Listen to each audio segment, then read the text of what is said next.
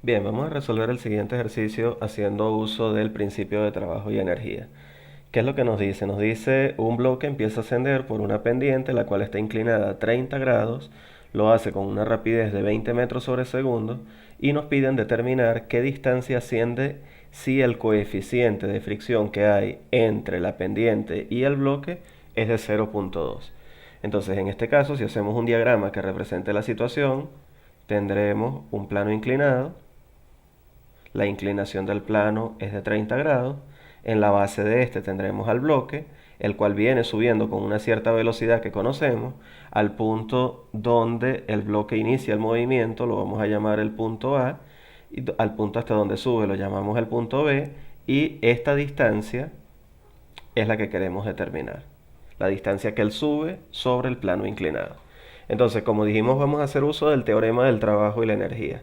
Recordemos que lo que establece el teorema del trabajo y la energía es que el trabajo neto que se realice sobre un cuerpo debe ser igual a la variación de la energía cinética que sufre este cuerpo.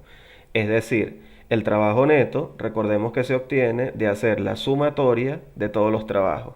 Entonces debemos identificar cuáles son las fuerzas que están haciendo trabajo sobre este objeto, calculamos cada uno de los trabajos que se están realizando sobre él, hacemos la sumatoria de todos ellos, la resultante de esa sumatoria es el trabajo neto y ese trabajo neto es el que vamos a igualar con variación de energía cinética. Entonces vamos sustituyendo cada uno de los términos. Sabemos que en física cuando hablamos de variación de una cantidad, en este caso variación de la energía cinética, va a ser la energía cinética final menos la energía cinética inicial. Es decir, energía cinética final sería energía cinética en el punto B menos la energía cinética inicial, que es la del punto A. Recordemos que la energía cinética viene dada por un medio de la masa por la velocidad al cuadrado. Entonces, al sustituir valores, lo que nos va a quedar es que la variación de la energía cinética va a ser la energía cinética en el punto B, que es un medio de la masa por la velocidad en el punto B al cuadrado, menos la energía cinética en el punto A, que es un medio de la masa por la velocidad en el punto A al cuadrado. Bien, recordemos que nos están preguntando es qué distancia sube. Bueno, si esa es la distancia máxima que él recorre, es porque cuando llega al punto B se detiene. Por lo tanto, si él se detiene en el punto B, velocidad del punto B va a ser igual a cero y lo que nos va a quedar es que la variación de la energía cinética va a ser menos un medio de la masa por la velocidad que él tenía en el punto A al cuadrado. Noten que la masa no la dan, no es un dato del problema, así que lo más probable es que cuando eso sucede es porque se va a cancelar la masa en algún punto del problema, ¿ok? Entonces, bueno, ya tenemos lo que es la variación de la energía cinética, por lo tanto, el trabajo neto, como dijimos, debe ser igual a la variación de energía cinética, que es menos un medio de la masa por la velocidad inicial al cuadrado. Recuerden que es energía cinética final menos energía cinética inicial. Pero la energía cinética final nos dio cero porque el objeto se detiene en el punto final. Entonces, acá está el teorema con el cual vamos a trabajar. Si ya tenemos esto, necesitaríamos ahora conocer cuánto vale el trabajo neto para sustituir ese término acá y de ahí poder despejar la distancia, que es lo que nos están pidiendo en el problema. Entonces, como dijimos anteriormente, recordemos que el trabajo neto es el resultante de hacer la sumatoria de todos los trabajos. Si identificamos, si vemos que las fuerzas que están actuando sobre el objeto está actuando la normal, está actuando la fuerza peso y está actuando la fuerza de roce. Son las tres fuerzas que están actuando sobre él. Por lo tanto, el trabajo neto pues debería ser la suma de el trabajo que haga la normal más el trabajo que haga la fuerza peso más el trabajo que haga la fuerza de roce. La resultante de hacer la sumatoria de esos tres trabajos va a ser el trabajo neto y ese es el término que vamos a sustituir acá para determinar la distancia, que es lo que necesitamos. Bien, entonces vamos uno por uno, vamos a ir calculando uno por uno. En este caso, vamos primero con el trabajo hecho por la normal. El trabajo hecho por la normal debe venir dado por la normal, por el desplazamiento, por el coseno del ángulo que forma la normal con el desplazamiento. Bien, recuerden que es producto punto y producto punto es módulo de la fuerza por módulo de desplazamiento por el coseno del ángulo que existe entre los dos vectores. Si representamos a esos dos vectores, vemos que, vamos a representar acá nuevamente el plano, vemos que la normal y el desplazamiento son vectores perpendiculares entre sí. Por lo tanto, el ángulo que hay entre ellos es 90 grados y el coseno de 90 grados es 0. Por lo tanto, el trabajo que hace la normal es 0. En general, el trabajo que hace la normal es 0 y deben tener claro que siempre que una fuerza sea perpendicular, ella no va a hacer trabajo porque a la hora de hacer el producto punto entre los dos vectores, saben que el producto punto entre dos vectores perpendiculares da 0. Entonces, ya tenemos el trabajo de la normal y sabemos que el trabajo de la normal es 0. Vamos ahora con el trabajo del peso. Siguiendo la misma expresión, sería el peso por el desplazamiento por el coseno del ángulo que forma la fuerza peso con el desplazamiento. Entonces, si representamos los dos vectores, recordemos que el peso viene hacia abajo, el desplazamiento viene hacia acá, el ángulo que hay entre ellos sería este ángulo completo, que si utilizamos trigonometría nos damos cuenta que este ángulo es 90, este ángulo es 30, por lo tanto el ángulo completo que hay entre el peso y el desplazamiento, que es el que acabo de dibujar acá de negro, sería 120 grados. Entonces el trabajo que hace el peso va a ser igual a la fuerza peso, que sabemos que es masa por gravedad, por el desplazamiento, que es lo que estamos buscando, por el coseno de 120 grados. Ya tenemos el trabajo del peso, ahora vamos con el de la fuerza de roce. Nuevamente decimos, trabajo hecho por la fuerza va a ser igual a la fuerza de roce por el desplazamiento, por el coseno del ángulo que forma la fuerza de roce con el desplazamiento. Ven que es muy repetitivo, dibujamos los dos vectores. Bueno, vemos cuáles son los dos vectores. Los vectores son el vector desplazamiento, viene hacia arriba por el plano inclinado. El vector fuerza de roce debe ser contrario, por lo tanto el ángulo que hay entre esos dos vectores sería 180 grados. Entonces θ es igual a 180 y el coseno de 180 es menos 1. Por lo tanto nos va quedando que el trabajo hecho por la fuerza de roce es menos la fuerza de roce por el desplazamiento. Ahora recordemos que la fuerza de roce se expresa como el producto del coeficiente de roce, que me lo dan, nos dicen que es 0.2 por la normal, ¿sí? Siempre cuando necesitan calcular la fuerza de roce tienen que saber cuánto vale la normal, puesto que recuerden que la fuerza de roce se obtiene del producto de ese coeficiente de roce por la normal. No vayan a cometer el error común de decir que el valor de la fuerza de roce es el mismo del coeficiente de roce. No es así. El coeficiente de roce les sirve para calcular la fuerza de roce, la cual obtienen multiplicando ese coeficiente por la fuerza normal. Bien, entonces tenemos esta expresión, pero no sabemos cuánto vale la normal. No se vayan a confundir diciendo que la normal vale 0, porque recuerden que lo que valía 0 era el trabajo hecho por la normal, no la fuerza normal. Y el trabajo hecho por la normal valía 0 era por la dirección, puesto que ella era perpendicular a la dirección de movimiento. Entonces, como no conocemos cuál es el valor de la normal, podemos hacer un diagrama de cuerpo libre como los que hacíamos en el tema de leyes de Newton. Hacemos un diagrama donde representamos las fuerzas que están actuando sobre el objeto para de esa sumatoria de fuerzas, determinar el valor de la normal.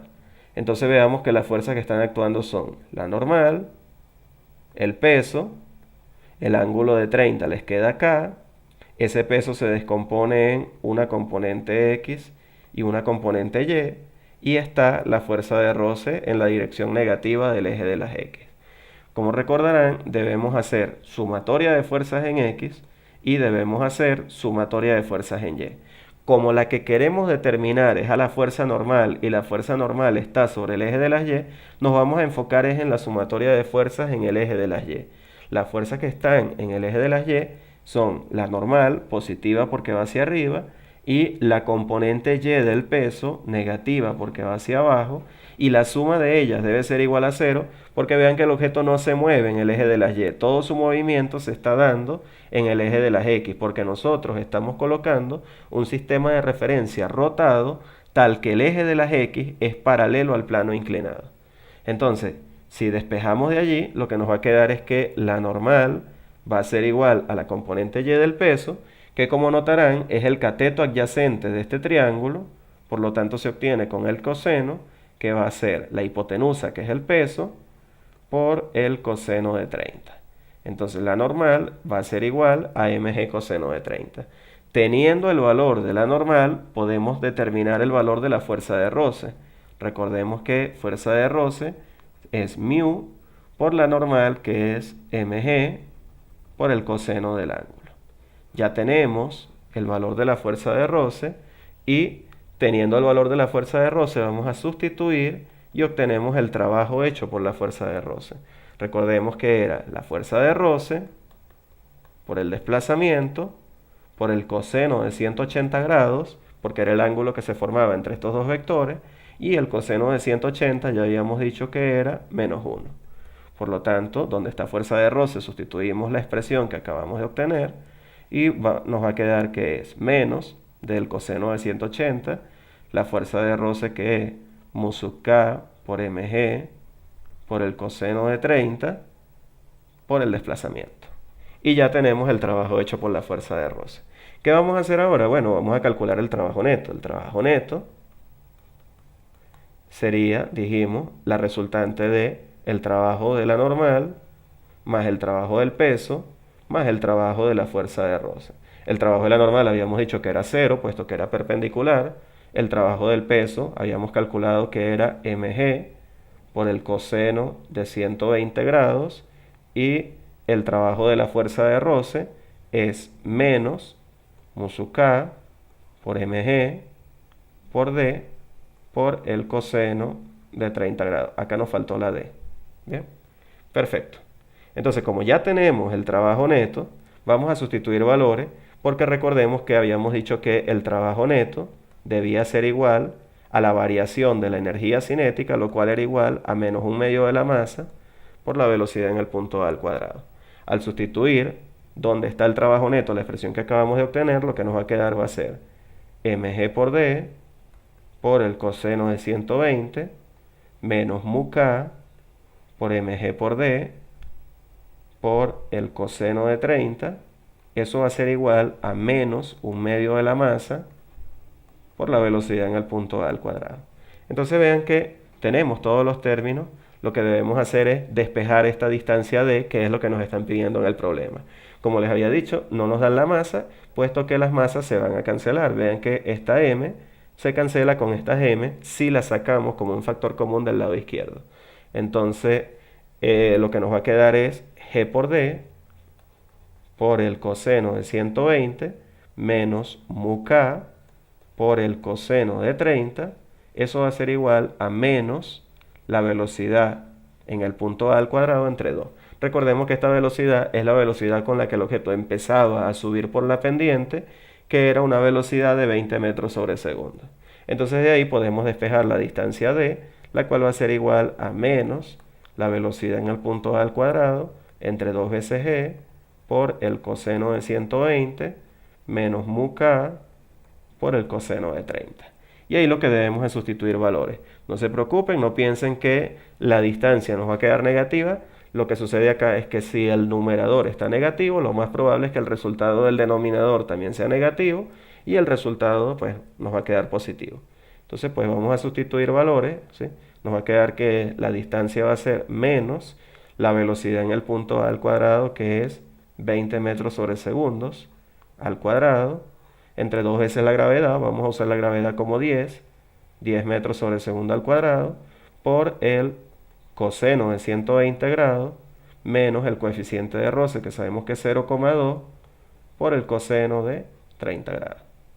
Y acá pues no tienen que complicarse con la cancelación de unidades, porque recuerden que si es una distancia, el resultado va a estar expresado en metros, porque todo está en unidades del sistema MKS. Vamos a sustituir valores en la calculadora y lo que nos va a quedar va a ser 20 al cuadrado entre 2 por 10 por coseno de 120 menos 0,2 por el coseno de 30. Y el resultado que nos da es 29,7 metros. Entonces la distancia que sube el objeto sobre el plano inclinado es de 29,7 metros. Entonces, haciendo un repaso rápido de lo que hicimos, recuerden que Quisimos resolver el problema trabajando con el teorema del trabajo y la energía. Recuerden que el teorema del trabajo y la energía lo que establece es que trabajo neto debe ser igual a la variación de la energía cinética. Entonces debemos buscar cuál es el término de la izquierda y cuál es el término de la derecha. Es decir, debemos buscar cuánto vale el trabajo neto y debemos buscar cuánto vale la variación de energía cinética. Recuerden que variación de energía cinética es energía cinética final menos energía cinética inicial. Una vez que sustituyen, obtienen la expresión que van a sustituir acá. Y el trabajo neto, recuerden que es la resultante de hacer la sumatoria de todos los trabajos que se están ejerciendo sobre el cuerpo. Y cada uno de esos trabajos los van a obtener con esta expresión. Va a ser la fuerza por el desplazamiento, por el coseno del ángulo que forma la fuerza con el desplazamiento, porque viene dado por el producto punto entre los dos vectores. Una vez que obtenemos todos los trabajos, los sumamos, como hicimos acá, y eso va a ser el trabajo neto. Eso lo igualamos con la variación de energía cinética y de ahí vamos a despejar lo que nos estén pidiendo en nuestro problema, que en este caso particular era la distancia que el objeto subía. Entonces, espero que les haya quedado claro y nos vemos en una próxima oportunidad. Hasta pronto.